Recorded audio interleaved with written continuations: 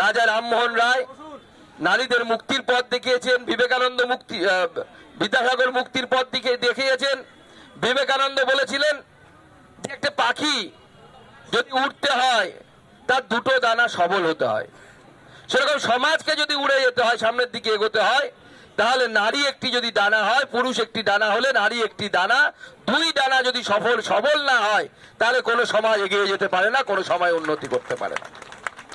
আজকে স্বাধীনতার ৭৫ বছর পরে ৭৬ বছরের দিকে যখন আমরা চলে গেছি, সেই সময় এই কলকাতা, যাকে ভারতবর্ষের সাংস্কৃতিক রাজধানী বলা হয়, যে বাংলাকে বলা হয় ভারতবর্ষের নবজাগরণের পীঠস্থান, নবজাগরণের অগ্রদূত বলা হয় যে বাংলাকে, সেই বাংলা কলকাতা তার রাজধানী। সেখান থেকে 2 ঘন্টা দূরত্বে একটি ঘটনা ঘটলো, আমরা দেখলাম।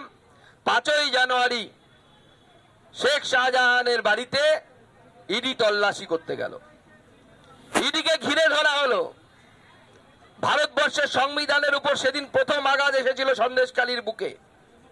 কিন্তু সেই দিন এই যে ইডির যে ছাপা, ইডির যে অভিযান, এই অভিযানের ফলে সন্দেশখালীর সো-কল্ড বাঘ, যিনি পরে ছাগ হয়েছেন, তিনি এলাকা ছেড়ে পালিয়ে গেলেন। এই ঘটনা সুযোগ করে দিল সন্দেশখালীর মা বোনেদের মুখ খোলার জন্য। তারপর দিন থেকে সন্দেশখালীর মা বোনেরা ক্যামেরার সামনে এসে, মিডিয়ার বন্ধুদের সামনে এসে বারবার তাদের বক্তব্য রাখলেন। কি সেই বক্তব্য? আপনাদের মনে আছে, ইডির এই অভিযানের আগেই আমরা নাজার থানা অভিযান করেছিলাম। সেই নাজার থানাতে আমরা ব্যারিকেড ভেঙে এগিয়ে গেছিলাম। তখন আমি যখন গেছিলাম, নাজার যাওয়ার পথে দেখছি বিঘের পর বিঘে জমি সেখানে ভেরি হয়ে গেছে। জিজ্ঞেস করছি কাদের জমি? সাধারণ মানুষ বলছেন এই জমিগুলো সব আদিবাসীদের জমি। কিন্তু যখন সেই আদিবাসীদের বাড়িতে যাওয়া হচ্ছে, দেখা হচ্ছে তাদের বাড়ি ঘর ভাঙা চোরা, অর্থাৎ তাদের জমিতে মাছের ভেরি, কিন্তু মাছের পয়সা দিদির ভাই শেখ শাহজাহানের পকেটে ঢুকছে, আদিবাসীদের পকেটে ঢুকছে না, আদিবাসীদের বাড়িতে ঢুকছে না। আমি মনে মনে ভাবলাম সেদিন যে তৃণমূল কংগ্রেস তো ভিখারি দল জানতাম, তাই বলে এত ভিখারি হয়ে গেছে যে আদিবাসীদের মুখের খাবার পর্যন্ত ছিনিয়ে নিতে এরা কোনো দ্বিধাবোধ করে না। এই ধরনের অসভ্য বর্বর দলে পরিণত হয়েছে তৃণমূল কংগ্রেস।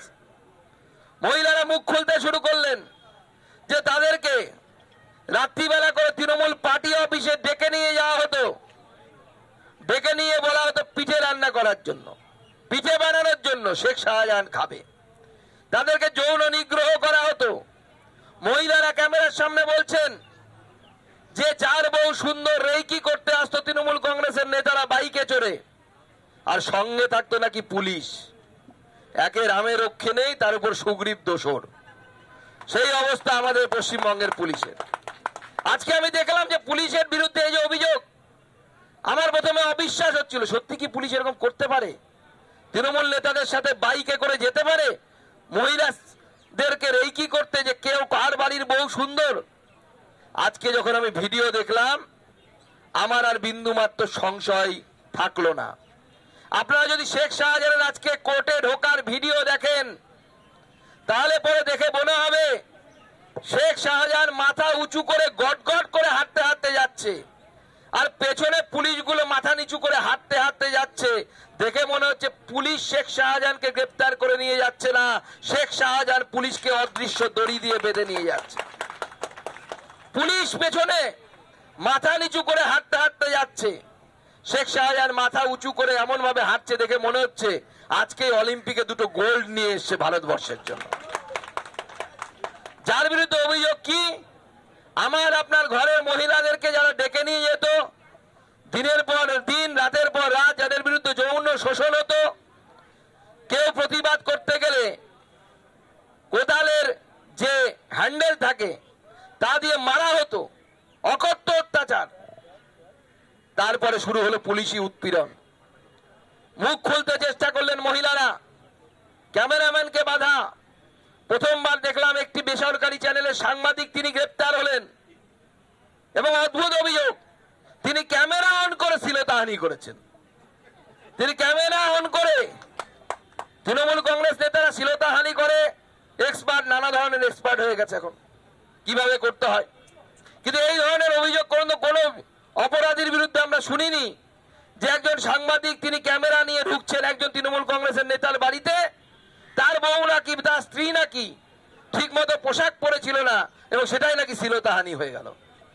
আর দিনের পর দিন যখন শেখ শাহজাহান, শিবু হাজরা, উত্তম সর্দার তারা অসহায় মানুষগুলোর বাড়ির স্ত্রীদেরকে তুলে নিয়ে গিয়ে পার্টি অফিসে পিঠে বানানোর নাম করে তাদের যখন চরিত্র হরণ করলো, তাদের বস্ত্র হরণ করলো, তাদের উপরে রেপের মতো ঘটনা ঘটলো, তখন শ্লীলতাহানির একটাও কেস শেখ শাহজাহানের বিরুদ্ধে তৃণমূল কংগ্রেস সরকার দেয়নি।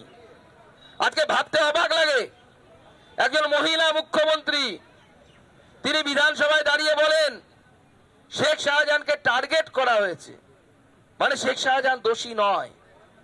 আজকে সেই মুখ্যমন্ত্রীর দল আজকে শেখ শাহজাহানকে 6 বছরের জন্য সাসপেন্ড করলো। কেন? এটা হলো বিজেপি নামক ঠেলার জন্য। বাংলায় কথা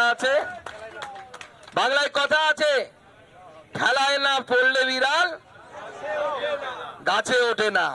তো বিড়াল সবে গাছে উঠেছে, এবার এই বিড়ালকে গাছ থেকেও আমরা ফেলবো, সেই দিন আসছে, সেই দিনের জন্য তৈরি হন। প্রথমে আমাদের বিরোধী দলনেতা শুভেন্দু অধিকারী যাওয়ার চেষ্টা করলেন সন্দেশখালী, 144 ধারা দিয়ে তাকে আটকে দেওয়া হলো। আদালত বললেন যে 144 ধারা বেআইনি, আপনি করে এরিয়া স্পেসিফাই করে দেননি। পরের দিন আবার এরিয়া স্পেসিফাই করে 144 ধারা লাগানো হলো।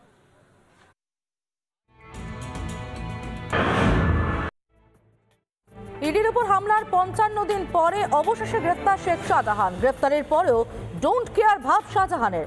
গটগট করে আগে আগে হাঁটছে শেখ শাহজাহান, ভাবভঙ্গি যেন কোনো ভিআইপি। পিছনে শেখ শাহজাহানকে আগলে আগলে নিয়ে যাচ্ছে পুলিশ।